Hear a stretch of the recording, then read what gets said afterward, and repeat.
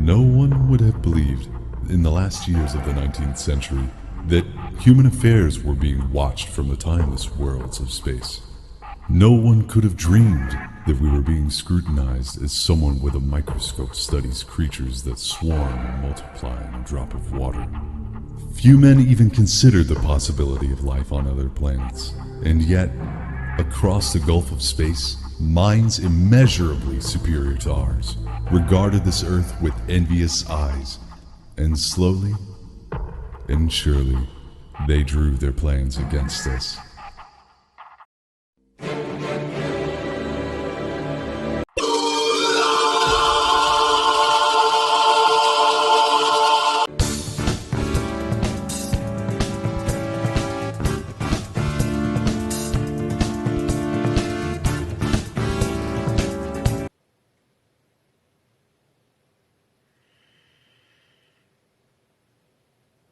I've been waiting so long to talk about this movie. Ladies and gentlemen, if you don't know what I'm talking about, of course, and you didn't read the title and you only clicked on, of course, the thumbnail, well, ladies and gentlemen, I'm here to talk to you about none other than Worlds Goliath, a tragic story, one that had many great names attached to it. Worlds Goliath has not only, of course, Jet Black's voice actor from Cowboy Bebop attached to this. Not only does it have one of the creators of Teenage Mutant Ninja Turtles attached to it, not only did this thing have a heavy metal magazine dedicated to it, promoting it, talking about the war depicted in it, not only did this thing get hyped up as hell, not only did it talk about the fact that this was supposed to be an R-rated movie with violence, blood, and sex. Seriously? What? I just heard you get hard. Yes, in the original trailer, they actually showed a snippet of the sex scene that was supposed to happen in the movie. You're asking probably why. The title says tragic masterpiece. Instead of an R-rated movie, we have a PG-13 movie. I don't like where this is going. Instead of it being produced and made to the standards that would have been amazing, would have matched up with Heavy Metal Magazine, would have basically delivered on all the promises that were given, instead this movie was produced in Malaysia and had to follow Malaysian censorship laws.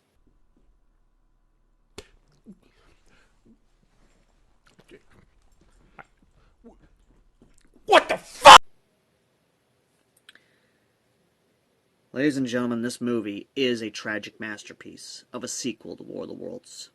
The artwork is amazing, as would be seen from one of the creators of Teenage Mutant Ninja Turtles.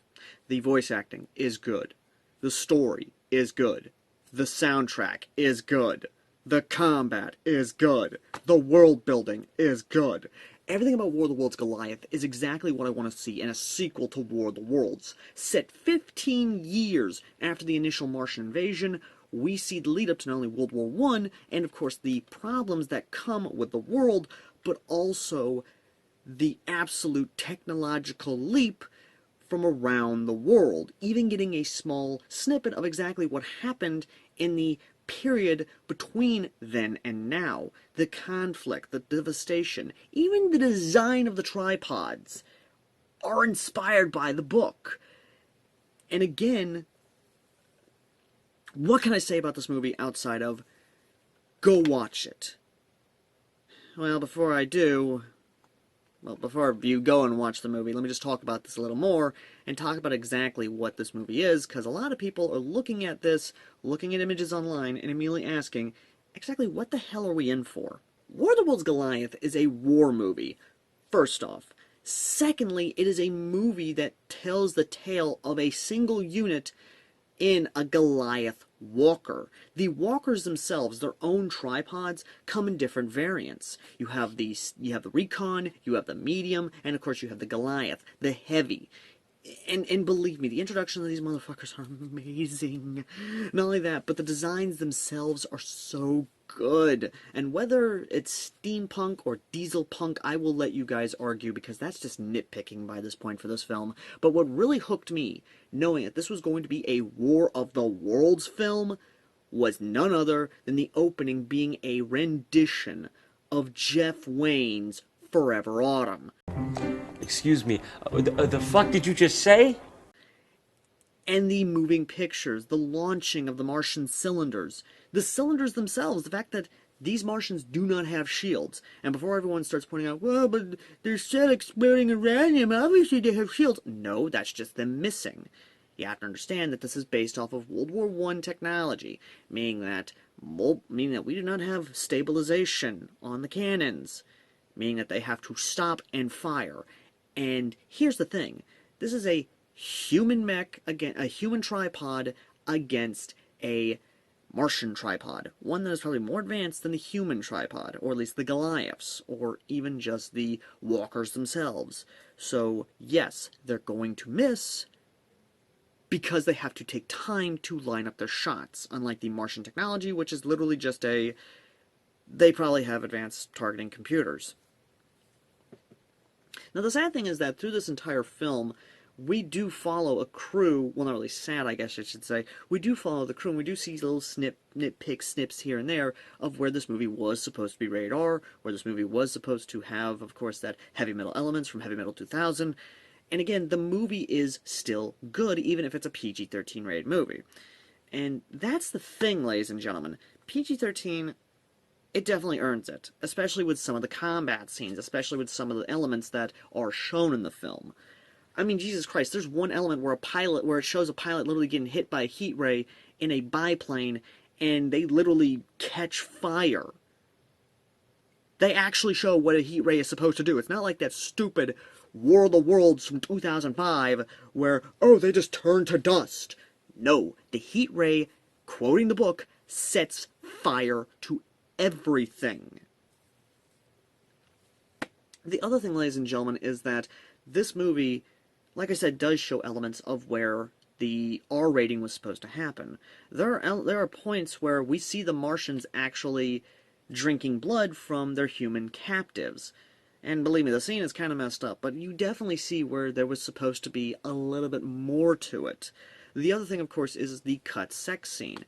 You could see where it was supposed to happen, and the aftermath was supposed to happen. And I believe this movie was supposed to be longer, but a lot of the cuts made and a lot of the censorships definitely cut the film down and make it feel a lot shorter. The other one, of course, like I said, is the violence from that R rating that was supposed to happen. There are moments where some ground forces are picked up by mechanical tentacles, and they're about to be ripped apart, and we would have seen the guts flying everywhere. Ones were supposed to get pierced by these tentacles. One were supposed to... You get what I'm saying. You get what I'm saying. This movie was supposed to be more than what it was supposed to be. And because it was made in Malaysia, it was neutered before its violence boner could even begin. And that's what pisses me off the most. But the good thing is the story does not suffer from it. The story is your basic war story, but it's War of the Worlds. We're essentially following a tanker crew and the unit they're attached to going from one battle to the next in America, trying to put out fires left and right, trying to stop Martian advances where they can, learn where the Martians are going, what their plans are, until finally the final battle in New York, the capital of course, the United Human Forces, or at least the... oh my god.